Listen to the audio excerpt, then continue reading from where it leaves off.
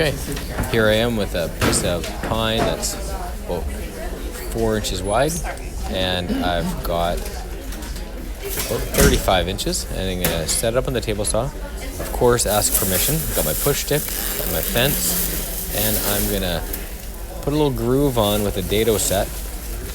I turn the machine on, I'm pushing towards the fence, and this groove is called a rabbet joint, and it's going to go in the except the bottom piece of the box, so it sits nice and flush. So you push down towards the blade and towards the fence. And I'm going to hold up the bottom of the box here,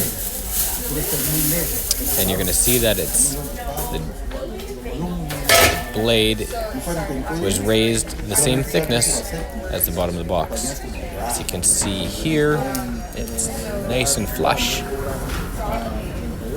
And that's the first step in box. Okay, now we're going to cut the 4 sides of the box. I've already cut this piece once, but you're going to cut the 2 short ends first at 5 1/8 of an inch, and the 2 long pieces at 8 inches. Make sure you ask permission. And you got the wood pushed against the fence. And as you can see here, I've got 1 short end with the rabbet and the long end with the rabbet. And that's the next step. You got the 4 chunks.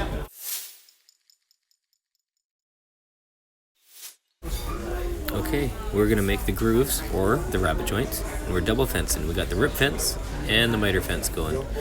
Normally, if you're cutting through a piece of wood, you cannot double fence. Here, we're making grooves, not cutting through, so it's okay. Okie doke, so the height of the blade is about halfway through the piece of wood, as I'm pointing to right there. That's the height of the blade, and the distance from the rip fence right there to the end of the dado set is the thickness of the piece of wood. With those 2 things set, the rabbet joints will work out nicely.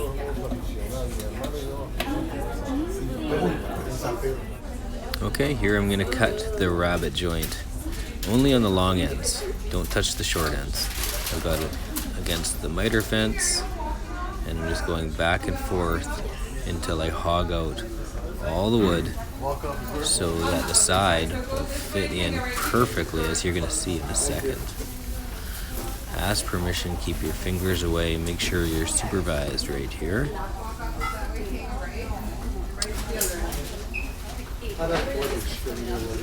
Nice and slow, you got lots of pressure on the fence, miter fence, and on the table. So here you're gonna see the rabbet joint. So that's gonna be the thickness of the piece of wood, and it's gonna fit in nicely.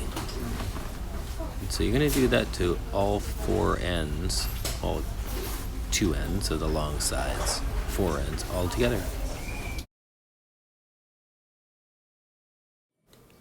So what I'm doing here is putting a little glue on the paper towel, not too much so you don't waste it, and I'm just spreading the glue over with my finger on all the mating surfaces.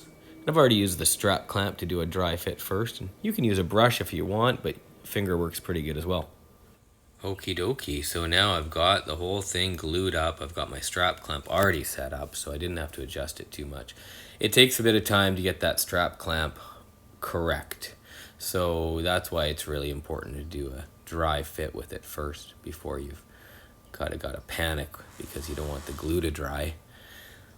Okay, so I'm just like making it all level, I'm making it all square, and adjusting that strap clamp and putting a little more tension on as I go. And as I put more tension on, I'm gonna have a bit of squeeze out of glue. So you wanna, I don't do it here, but it's best to have a little damp rag and wipe that excess glue off with the damp rag. And you can have I can see that it's square, but it's best to actually have a square there and make sure that everything is the way it should be. So the bottom is going to fit in nicely and the top's going to fit in nicely if it's square. And that's that. I did put a square on it and just making some final adjustments and putting a little tension on. And that'll take like 5 hours to totally cure. And it'll be ready for the next step. All right, I'm gonna rip on the table saw the width of the box. You can see me there measuring the box, and so I'm gonna rip it, the width on the table saw, and then I'm gonna cut it to length on the chop saw.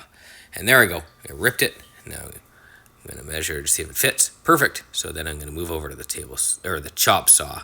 Make sure you ask permission on each saw.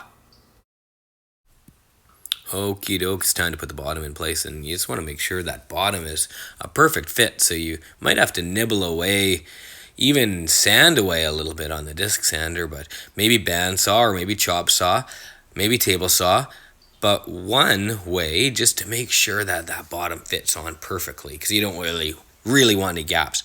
So here I'm putting some glue on a rag, and then I'm using my finger to put the glue on the ledge, and I'm putting glue on the kind of the ledge, the bottom ledge, and then the side ledge. So there's probably a better way to do that. I could use a little brush, but I'm using my finger here.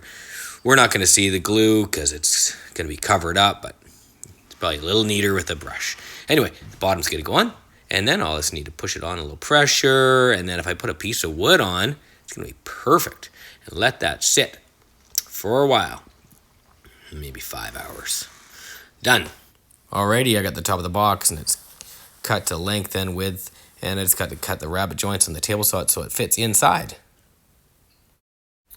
Okay, I'm moving over to the table saw. I'm going to cut the rabbet joint using the miter fence and the rip fence, and I'm going to go all around the top of the box until I've gone all the way around it, and I'm going to keep on doing this until the top of the box fits inside the box.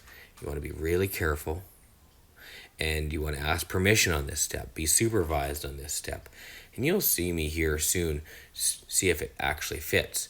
It doesn't fit, so you won't see the next step, but I'm going to have to move the rip fence over slightly and go around the box again. I'm going to do this until the whole thing fits in. Just nibbling away. Move slowly and be careful.